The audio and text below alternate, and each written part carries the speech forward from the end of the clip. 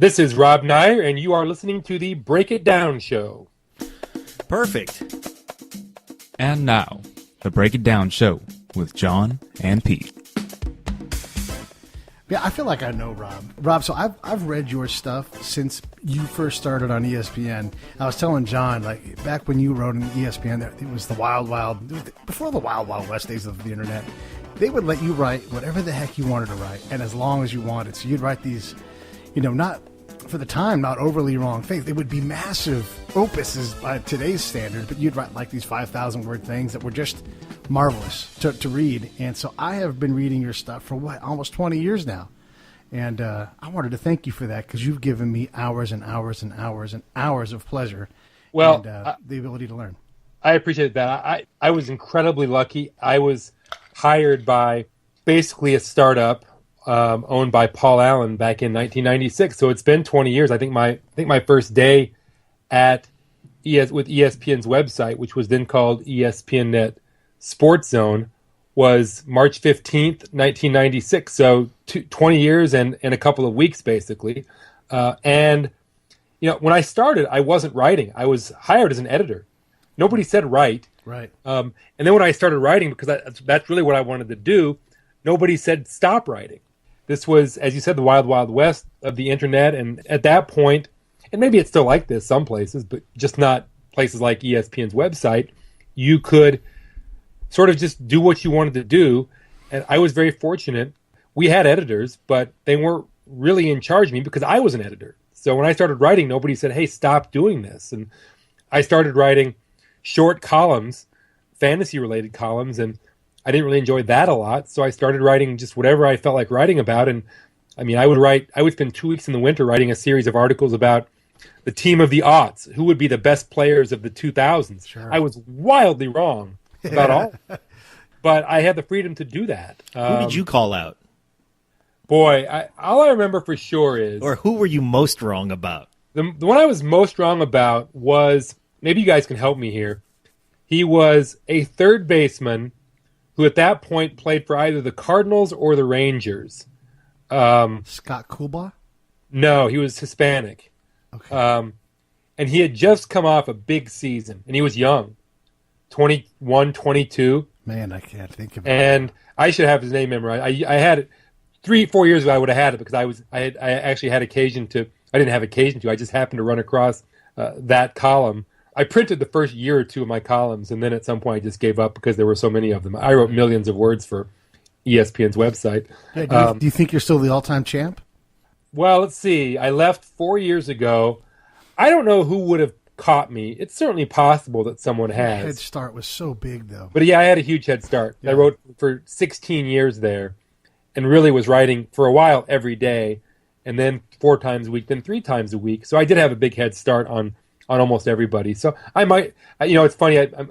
I'm a little embarrassed that you brought that up, because when I was asked to write little biographies of myself for various promotional things, I would put that in. Rob Neyer's written more words for ESPN's website than anyone else. And it was sort of for me, a little badge of honor, but now I just feel a little embarrassed at having said that. But I think it was, fairly sure it was true then, and it might still be true. Man, don't be embarrassed by that. That is a body of work, and you legitimately did that. And look, you captivated me. I always wanted to read your stuff. I did not always want to read everybody else's stuff, So don't be embarrassed by that, man. You should be proud of it. You've wrote. Well, thank you. I appreciate struggle to write. I struggle to write 100 words a day. All right, so do not feel bad about making money writing about baseball and entertaining people. Well, the thing that I also want to point out is that you filled a void right then, because there was such a need for content, and it seemed like content was kind of turning a corner at that point. Sports writing in general, because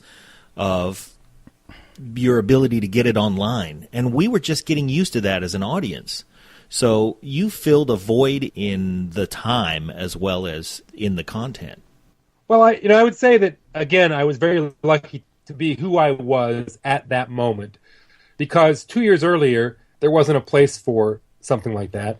Right. And 5 years later, there were a lot of people doing that sort of thing. But in 1996, I would love for someone to show me where I'm wrong about this, because I feel a fealty to the truth of that time. I don't believe anyone else was working for a national website and writing the sort of things that I was writing. Not that I was doing anything that was particularly sophisticated. I was writing, look, my statistic of choice in those days was OPS. Right. Which is today, ridiculously primitive. But at the time, nobody was doing it, except for, there was something called Rec Sport Baseball, a discussion group where a lot of the people who later started Baseball Prospectus, where they cut their teeth talking to each other.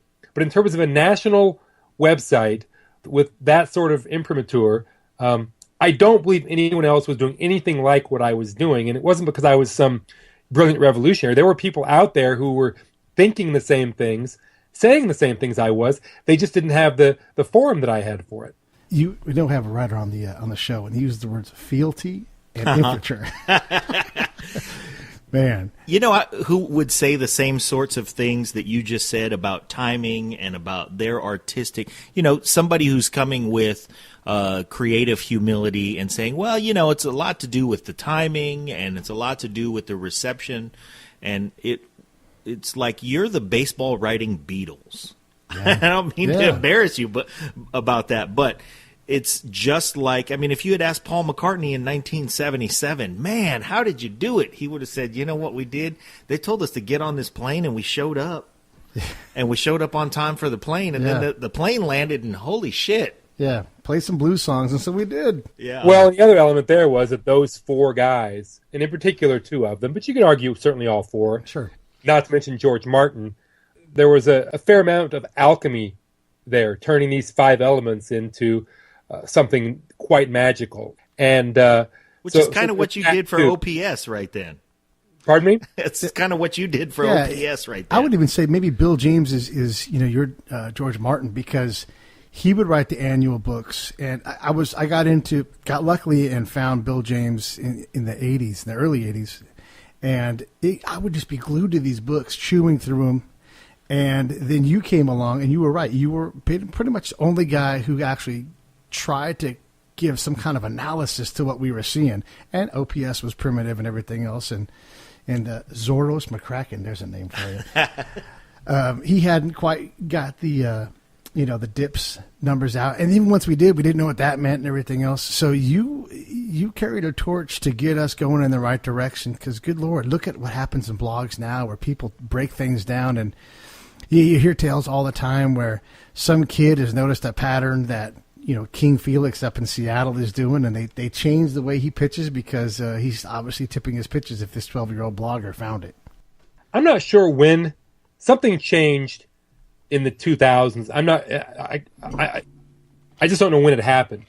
Certainly even in 2000, you mentioned Boris McCracken, and it was, I believe, the winter of 2000, 2001. I always forget exactly. It was either the winter of 99, 2000, or the next winter that Boros came out with the dips theory, and I wrote about it and brought it to a much larger audience than it would have seen otherwise, at least in the short term. Because again, by 2000, there still weren't really many people doing what I was doing. You had Baseball Prospectus by then, had a website, but again, on the national level, there just weren't many places to find this sort of stuff. That did change, and in part that's because so many other websites sprang up that weren't necessarily affiliated with big networks or whatever. They just, Fangraphs came along, of course, a number of years later. Now there are a number of places where they're doing such good work that you can't even keep track. I've thought for a long time that, not so much anymore now that I'm freelancing and trying to do some other things, but I thought for a long time that I really should be keeping up with all the research that was happening out there, and I just never did it. I didn't do what I had to do to always know what was happening. Of course, if something truly interesting came up, other people would let us know, and so it would all filter down sometime. But I think that early on, I could link to people, and it would actually make a difference. They would have a much larger audience because I happened to see it. But the bigger this stuff got and the bigger the web got, the harder it was to distinguish yourself. So it's really tough now. It's the barrier to entry is amazingly low. This is an incredible time to be a young writer, or I should say a beginning writer, however old you might be. It's a very difficult time to be an experienced writer in many ways, because it's just so hard to differentiate yourself from all the other voices out there. Yeah, it is a lot harder to differentiate yourself, and you're right, the barriers to entry on a lot of media things. I mean, look, here we are, a couple of guys doing a podcast. I mean, our podcast is great, but there's got to be 10,000 podcasts out there. So it's hard to differentiate. It's hard to find those things that allow you to gather an audience. But it is easier to get in, for sure. You can take something with the statistical basis and rejigger everything. All this stuff with StatCast. I love StatCast. I think it's super cool to be able to see spin rate and exit velocities off of bats. And, we're starting to learn. So, with OPS and those types of tools, we started to learn what luck looked like. And now we're learning what an injury looks like and the value in sitting a player who is hurt, has a broken bone or a strained something, and their exit velocities drop by 25%.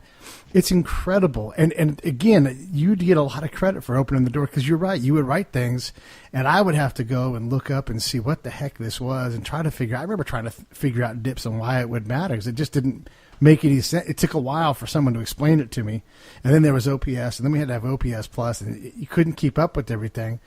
But I'm a whole lot better now at stats than I was back then, even though I haven't been on top of every single inclination of the ball stat or, what ERA plus and all these different things. It's incredible. That's what it is. And again, I want to thank you for building that. Can you talk to us a little bit about your relationship with Bill James and how he has shaped your career and what you guys still do now?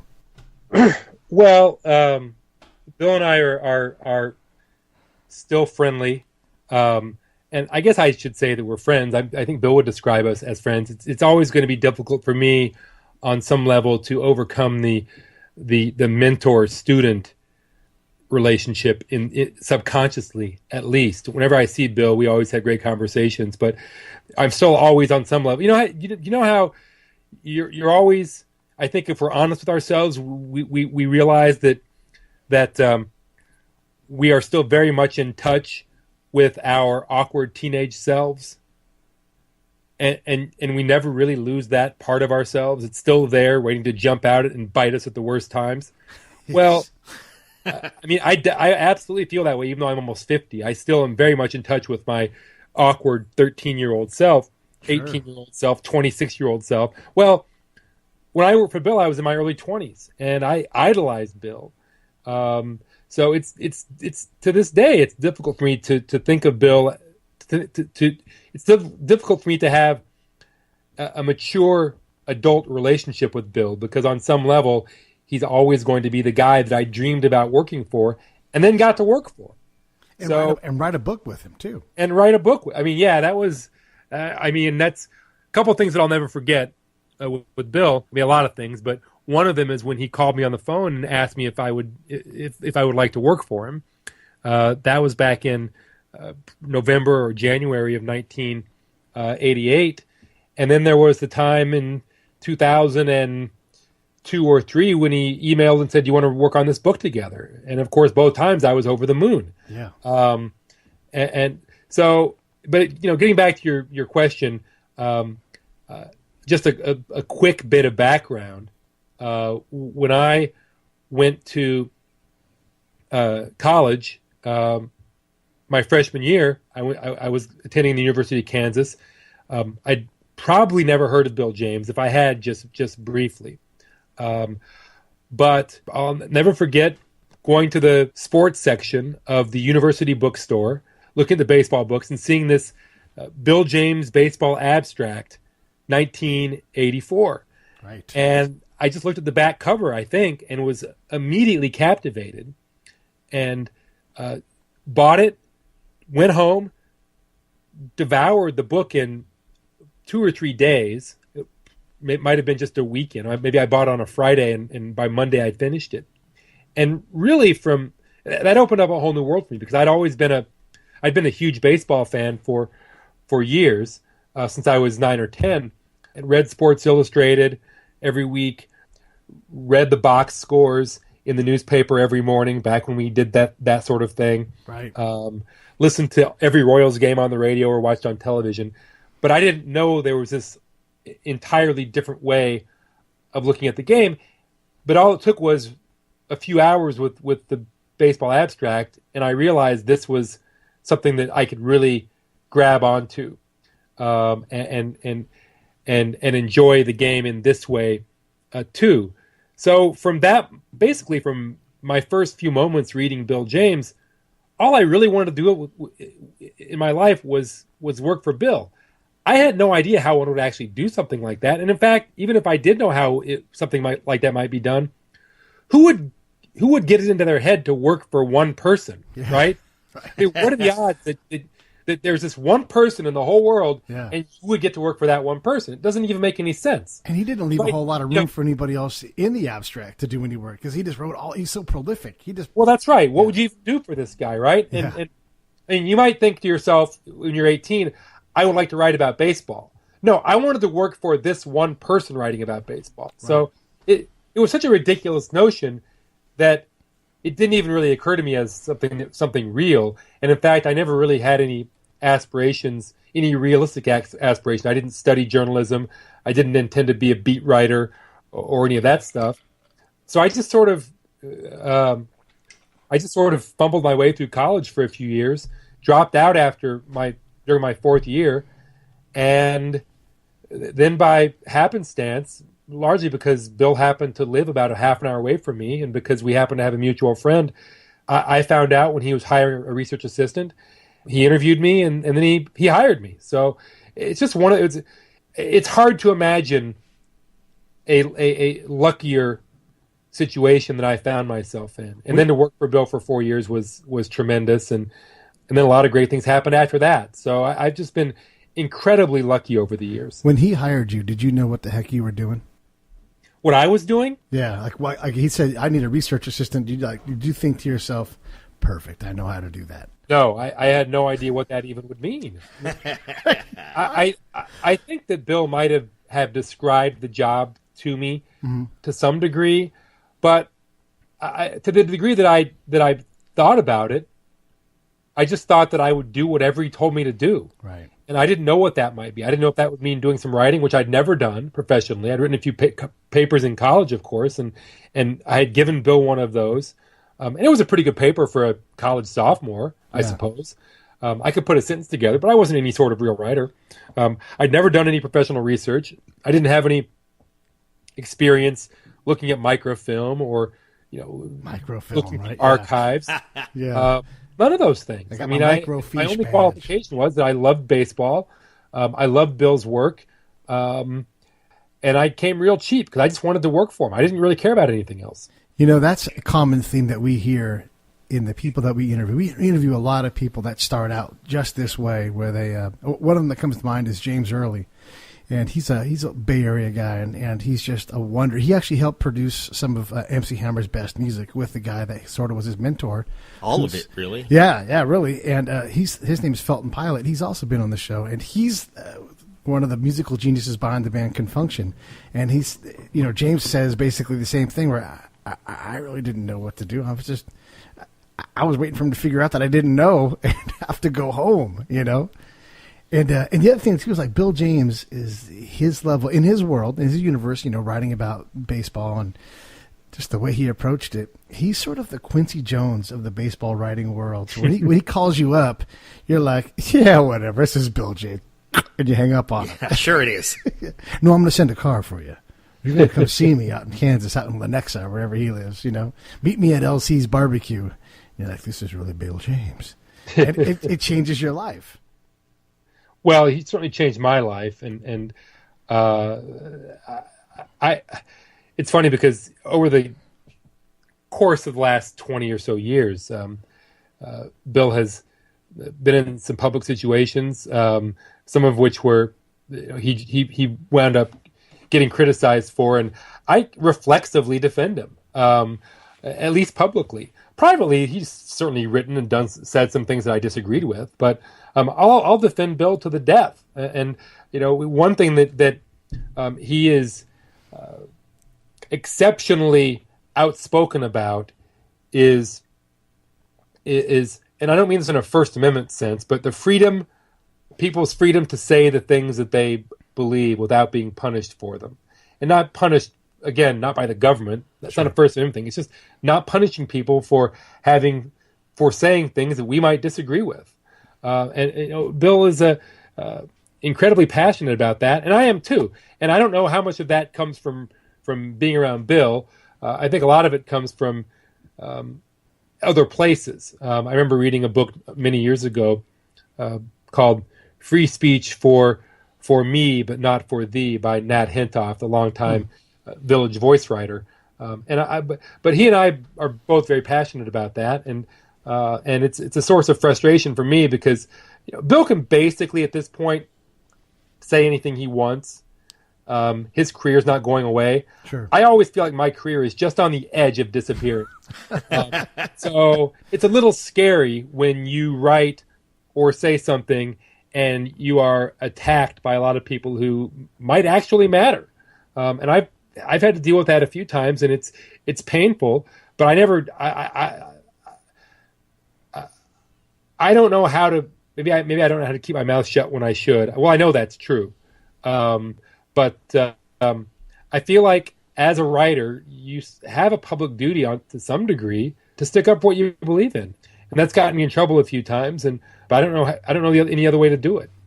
I wouldn't have you do it any other way, because that's what also takes a guy who's supposed to be an editor and says, I wonder, why Mike Marshall keeps breaking his wrist. And then you look into it and you come up and you write about something for 5,000 words and you take us all on a journey. I don't need you to, I want you to speak what you think needs to be spoken. And you and Bill don't have to agree on everything, and you and I don't have to agree on everything, but I'll be damned if you don't write some really entertaining stuff. If you like the show, And you do. send us some pictures of your movies. Don't do that. Support the show. There are 3 ways you can support us. Number 1, go to iTunes or Stitcher or wherever you listen to podcasts. And leave a 5-star rating and review. It helps with the show metrics and helps us get better placement. Number 2, Visit our website. www.breakitdownshow.com. We've got an Amazon and an eBay link. Same Amazon, same eBay, you know and love, but they give us a little kickback when you get to their site from ours. And number 3, leave comments about the shows that you like. We want to know what you think, how you feel. Tell us how to make the show better. We greatly appreciate it. Now back to the show. We like boobies. Well, I appreciate that. And, it's funny. I wouldn't say that I'm sick of my opinions, but I wouldn't mind getting out of the opinion business.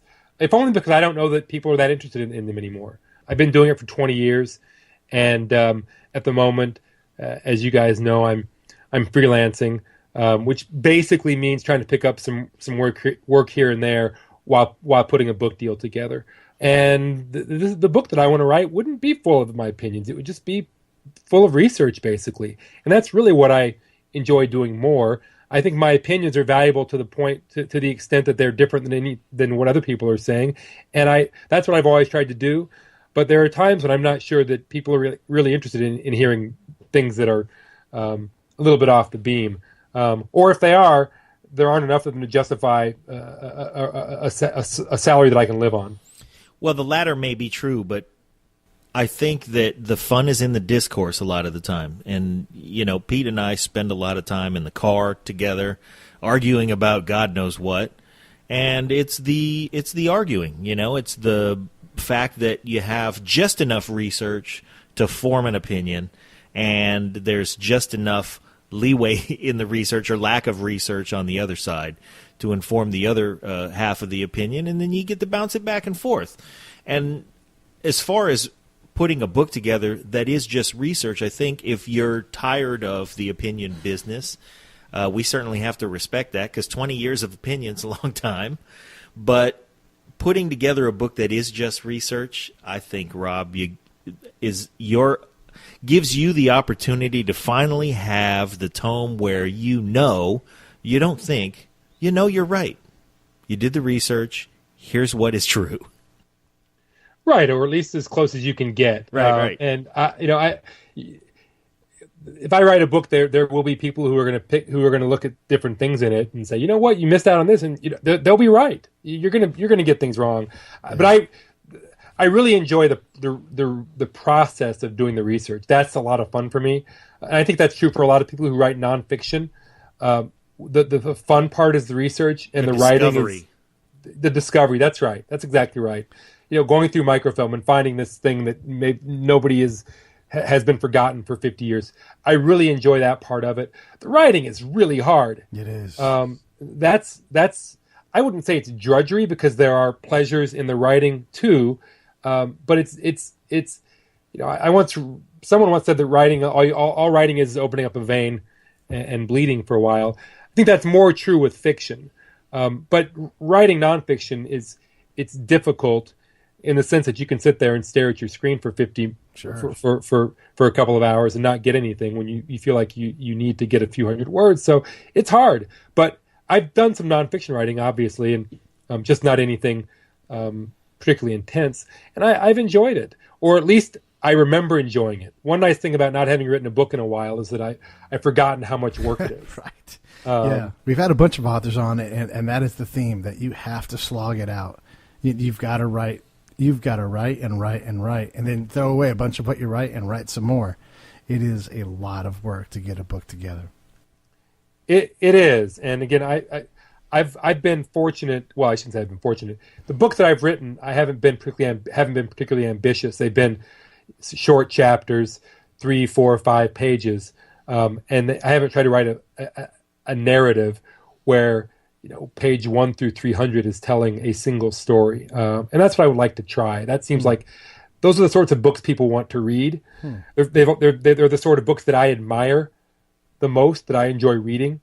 So I'm at the point in my career where if I'm going to write one of those books, now's the time to try it. Yeah, you do have that luxury now. I mean, you've worked for ESPN, you've worked for Fox Sports, you stood up the SB Nation site, and done a lot of things for a lot of other organizations. And now, it's time for you to do some of those things that you've been doing, and maybe continue to find your voice as it evolves. I was going to ask you. Actually, let me back up and say this. So you talked about writing, and I mess around with writing. I'm by no means a professional, but I do write a little bit, and I've always got baseball ideas because I love baseball.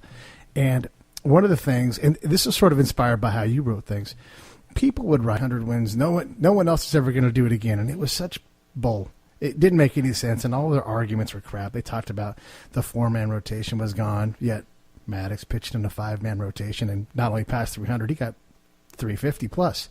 So, I put together a spreadsheet and did all this stuff, and I realized I loved that process of determining what I thought was the real essence of the 300-win pitcher, but I didn't care to put it out because it almost didn't matter anymore. Do you identify with that? Well, there's certainly a lot of things that I thought were interesting 5 or 10 years ago that I don't anymore, and maybe that's because so many of those things have been written about. You mentioned 300 wins. Well, I have a little story about that. It's not really a story, but it's something. I read those same things you read 5 years ago, maybe, and I thought they were nuts. Mostly because those sorts of arguments usually are nuts. Right. They're based on the idea, at least to me, that the good old days were the best days. That my time was special, and what's coming up next isn't nearly as special. And Dan Schlossberg wrote a book a few years ago about the demise of the 300-game winner. And I didn't read Dan's book. I probably should have. I'm not sure I ever referenced it specifically, but I did reference a number of times and dismissed the notion that we had seen the last 300-game winner. Well, you know what? A couple of years ago, I went out and wrote a column and said, I think I was probably wrong about this. It's possible that we have seen the last 300-game winner unless something radical changes. And by radical, I mean 4-man rotations again, pitchers throwing 280 innings, because the trend now is for fewer and fewer wins for pitchers per season. And unless you have a knuckleballer who lasts for 25 or 30 years, I'm not sure you're going to see anybody pitch long enough to win 300 games. Could it happen someday? Sure, but given the conditions that are out there right now, I don't think so. And I think I was too quick dismiss the Dan's ideas and others because I'd seen that sort of thing so many times, and those people had been wrong. And so I didn't really take seriously the arguments that maybe this time it was different, and I think it is different. Our number one candidate 5 years ago for 300 wins was CC Sabathia. Sure. Well, that's not happening.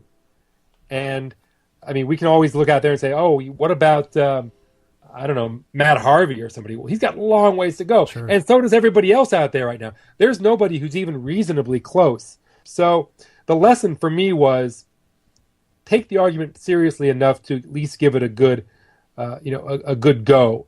Don't just dismiss things out of hand. I would disagree with you and say there have been some people that are close.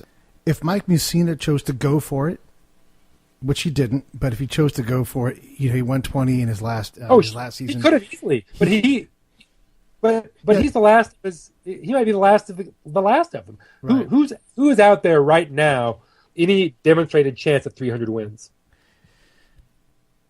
It's not true anymore. But Mark Burley was in range where if that was a passion, when Randy Johnson got there, right, he was going to be old when he got there no matter what. And I remember Jason Stark had talked to him and he gave him that look. It's like, I'm absolutely getting to 300 wins. That's a huge difference between what Mark Burley has done, where Mark Burley's like, I may pitch this year, I may not. You can't take off a year and win 300. Right. You've got to win at least 12 wins every year for, 20 years to be even in the neighborhood. So I do think that it's possible to do. It's not supposed to happen as often as it did for a while, so we might have a little regression to the mean where pitchers get done early. And you're right, the innings are down. The need to get a win, that perception has waned, and there aren't as many starts. I mean, what's mind-blowing to me is there are two pitchers right now who have more than 165 career wins. Sure. Two. Yeah. More than 165. And the guy with 165 is 36. Yeah. The other two are Sabathia, and you know who the number one guy is active on the list right now? Oh, man. I don't know. No, I don't know. I'll give you a hint, he's 42. Is it Jamie Moya? No. No, Bartolo Colon. Sure, Bartolo Colon's not going to get and he's at 218, right. So he's not going to get to 300. I mean, unless Sabathia... If Sabathia reinvented himself as Jamie Moyer or Frank Tanana and pitched for another 6 or 7 years, then he could theoretically do it. But there is nobody who's even in the conversation. Yeah. I mean, it's going to take someone like Clayton Kershaw to maintain his peak for a while.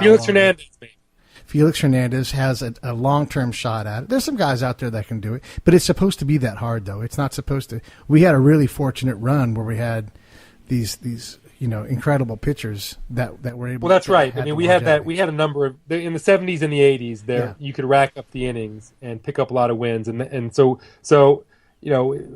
when I was growing up, it seemed like every 3 or 4 years another guy would do it. Right. So we were spoiled, and that's not going to happen anymore. You're right. Yeah, and it's so someone like Mark Burley who can take the hill, like Don Sutton. Don Sutton is a Hall of Fame pitcher, and he's great and all, but he got there partly because he just went out every 4 or 5 days and pitched, right, and was on pretty good teams.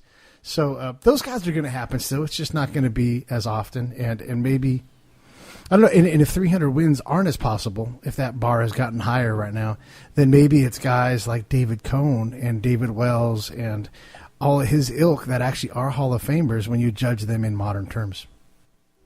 Well, certainly the standards need to change for the Hall of Fame voters, and they really, in my opinion, haven't. I mean, right now, it's like they'll only vote for a pitcher with less than 300 wins if he's Pedro Martinez, right. Where Mike Mussina and Curt Schilling, for me, are way over the Hall of Fame bar. Sure. And they haven't even come close to being elected yet. So the voters simply haven't adjusted to the modern era. Yeah, it'll have to happen. Now, let me ask you this. You are one of the first guys who was internet-based who actually earned a baseball writer's vote, right? For the Hall of Fame? Well, I was a member, but I didn't vote because you have to be a member for 10 years. Oh, geez. And I think I was in for 4 years before they kicked me out. Man, that is terrible because just until recently, there were guys that hadn't covered baseball forever. and didn't cover it with the depth that you had covered it. You knew if Jim Rice was good or not. And it's a shame that I thought you had reached the point where you could vote. That's too bad that you couldn't. That would have been interesting to have a Hall of Fame ballot. I never thought of it as a birthright like a lot of baseball writers have. I just felt that I think for me it was a fairness issue. For me it seemed unfair to me that I wouldn't be considered a baseball writer and be allowed into this organization, and that was frustrating. It was frustrating when they wouldn't let me in. And then they finally did let me in, and then it was frustrating when they kicked me out. But I think that touched more on my sort of general feelings of insecurity. I think it hurt my feelings more than anything else, and I got over it. For the most part. Well, I'm glad that you have healthy ability to get over it. But I'm not that healthy. Trust me. Yeah, you know what? Fuck those guys. That's what I have. Well, to say. I'll tell you what. I certainly, when you are there in the room with all the people who have just kicked you out of an organization, it's not easy to get over it. It doesn't feel good, and I felt like crap. And I'd go to the winter meetings and feel like I didn't belong there because clearly there weren't many people sticking up for me, and I shouldn't have taken it personally, and I didn't for long, but when you're actually there in the middle of it all, it's tough. I'll admit that, and I didn't enjoy that part of it. I'll say it for you. Fuck them guys, just like John said. Because look, these are the guys that can't figure out how to get Tim Raines into the Hall of Fame. These are the guys that waited until.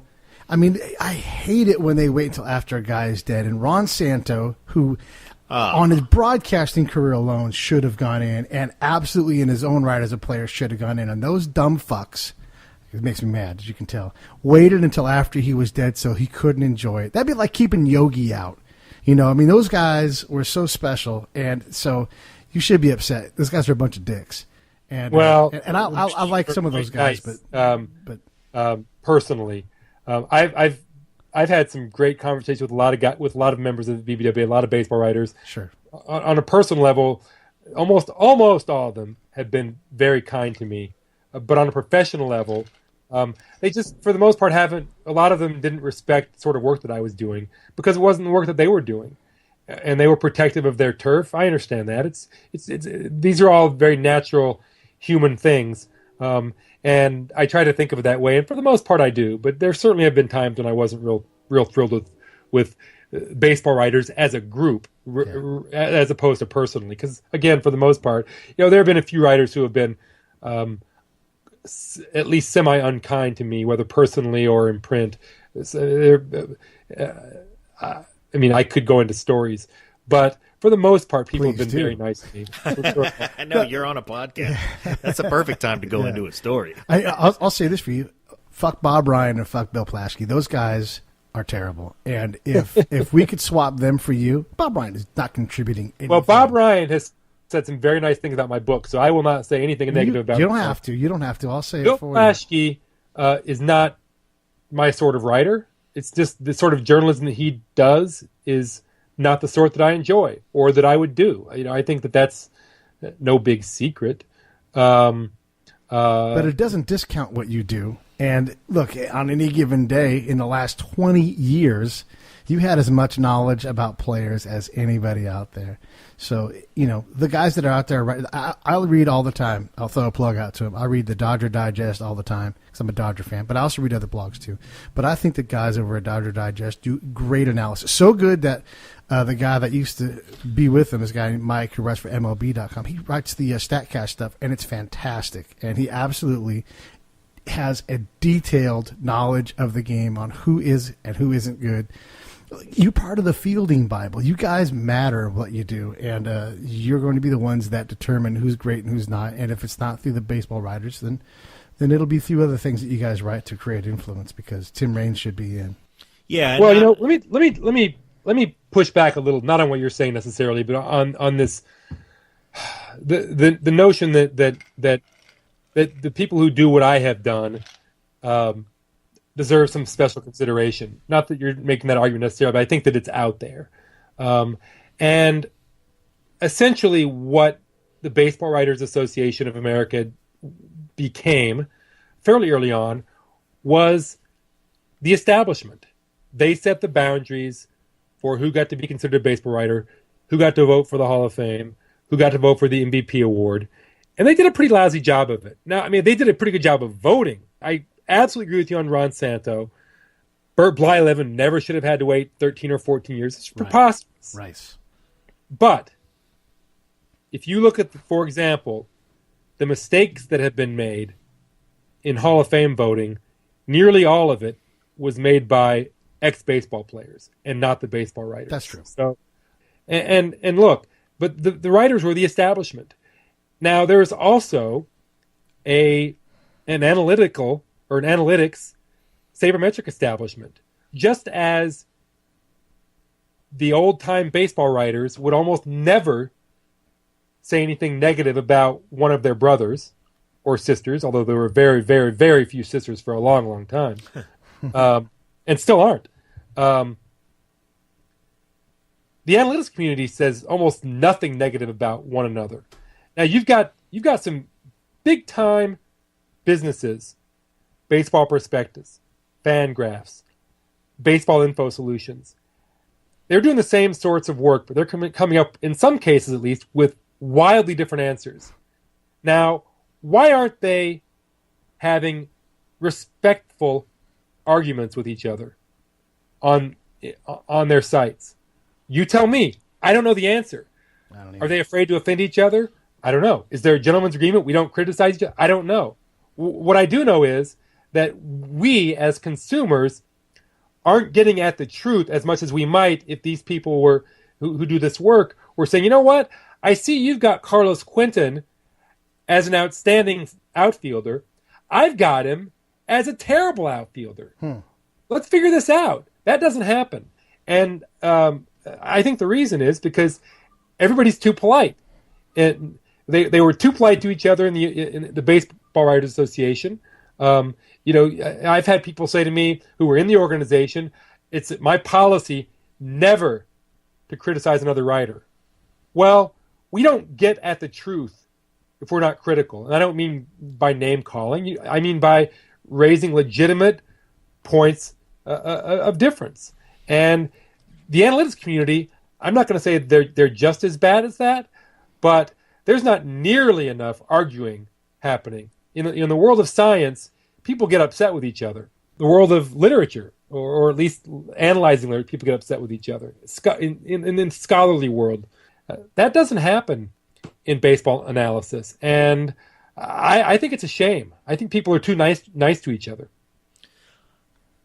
Well, we do take joy in discourse. And, we touched on that a little earlier. And like I said, Pete and I spend a lot of time together where we're confined in a car or some such situation. And as much as I've been an asshole to him, and certainly as much as he's been an asshole to me, we still have yet to kick each other out. Yeah, that's true. So there's that. But I appreciate that point. I mean, it's a great point, and it's absolutely a passionate search for the truth is important, and it's one of the things that we love about a game that's as old as baseball, and so there is something to be said for it. But I'm going to ask you on behalf of, as you know, I was born on Guam, and I'm going to ask you on behalf of our listeners on Guam, all 19 of you, what you know about the one Major League Baseball player, the one guy who made it to the show who was from Guam. Are you prepared to speak on the subject? Oh, I think you're referring to John Hattig, a third baseman who played for the Blue Jays in 2006, perhaps? Yeah, the very same. No, I cheated like hell. I looked him up before the show. Okay. The guy only batted 24 times. But 29 times, actually, including his walks. But he batted .333. I'll bet you $1 million that winter, he thought for sure he'd get a hell of a shot to make the team the next spring. I bet he did. Mm-hmm. I don't know what kind of shot he got the next spring, but he never played in the majors again. Really, his minor league career lasted just one more season in the real minors in AAA. Had a decent season, and then the next year he was in the independent league, and that was it. So it went away pretty fast for him. Yeah, I'm not sure. I don't recall how old he was. He was 26 when he played for the Blue Jays. When he played for the Blue Jays. Wow, that's so he had a good peak. Arguably in his prime. Yeah. Hell of a peak, yep. Well, here's what happens to a guy like John Haddock, because he was, like everybody else who becomes a major league player, he was stellar as a kid. He was a gifted athlete, but he became beloved in the community. Went to the show, ended up playing, had a great game for the game where he brought his mom and everybody. Now, there's a few miles between Guam and Toronto. Oh, boy. So it was a big deal to get his family to the game, and the game that he played where he brought his family, I don't remember exactly what he did, but he did well, had a great game, made his family proud. And we're talking about a guy who now, I believe, has moved back to Guam and will never hurt for a job. Well, that's great. Yeah. He played only 2 complete games and went 2 for 5 in one of them with 3 RBIs. The only 3 RBIs in his career all came in the same game. So and he had 2 walks in that game too. That was the game. They beat the Mariners 10-0 in Seattle. Wow. I swear to God, he was juicing. That's what it was, man. He didn't even get his mom all the way to Toronto. Oh, that's right. He was like, hey, Seattle. how close can we get? How about Seattle? That's still a long way, though. I appreciate that you did that research, Robin, and our 19 listeners on Guam appreciate it for sure. So Rob has a mutual with, I have it too, a mutual affinity for knuckleball pitchers. And I'm of the mind that if you are on your way out of the major leagues, you owe it to yourself to just mess around with it and see what happens. Sure. I would hope that you would. I have, Rob, I have a son who is a college freshman, and he's a community college pitcher. And he, will go in and he'll throw his 96 pitches or whatever for the week. And I'm just watching and just hoping that his arm lasts him, as long into his life as it can, and that he gets to play and that nobody takes the ball away from him for a couple more years. But at some point, I think everybody who's staring down the barrel of the end of their, here comes coach, oh boy, this might be the last time. You know what? If I'm looking at that being a possibility, I'm going to mess with the knuckleball. What do you think? I think a young pitcher, absolutely. I think a veteran, a major leaguer, for example, I think it's almost impossible to gain the muscle memory at, say, 35 or 40. Mickey Lowe tried it, for example. His last year or two of his career didn't work. Zane Smith tried it. Didn't work. John Smoltz even gave it a shot. Not at the very end of his career, but toward the end. And none of those guys were able to really do it. I think it's a muscle memory practice thing where you almost have to have, I think it's certainly easier to pick up things when you're younger physically. The only guy who's done it when he was relatively old was R.A. Dickey, who I believe, I had to look it up. I think he was in his late 20s when he started fooling around with it and really committed in his early 30s. And obviously he's had some tremendous success with it. But if I were 21 and couldn't throw 95, you bet. You bet. Next, I'll throw 45. Yeah, that's right. I'll roll it up there. Uh-huh. Yeah. And it'll be squirrely. It's going to be moving. Yeah. So, Nico, start messing with that. We're looking at Nico right now. Start messing with that knuckleball. Get that thing going. I'm good off that. So, you're too much pride. Yeah. I want to throw 82. I don't want to throw 42. So, Rob, what is next? You're working on you're working on the freelance thing right now. You're working on the book. Can you talk to us about the book at all, or is that still under wraps? I probably shouldn't, because I'm not. I'm just finishing the proposal right now, and my agent would kill me if I talked about it and somebody else got a jump on the idea. Although I suppose, look, you could argue that I should talk about it everywhere in case someone's halfway through writing their book. Well, there's that. Tell me to stop. Yeah. But no, I probably shouldn't talk about it. It's a big narrative. It takes place in the 50s and 60s. And 70s. I can talk about that. I can say that. I will give you. This isn't what the book is about, but I think it's amusing.